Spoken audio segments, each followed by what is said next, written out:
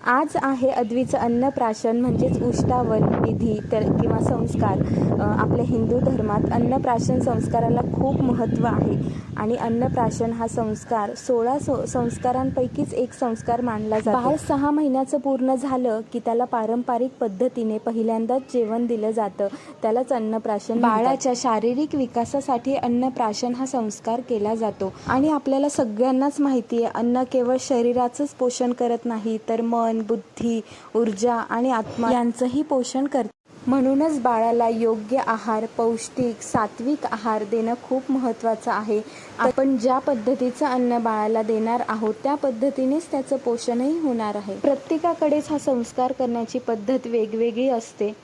अद्वीचं अन्नप्राशन हा संस्कार आम्ही कसा केला, काय काय तयारी केली होती याचं सविस्तर ब्लॉग मी लवकरच चॅनलवर अपलोड करेल, तर नक्की बघा। तोपर्यंत चॅनलला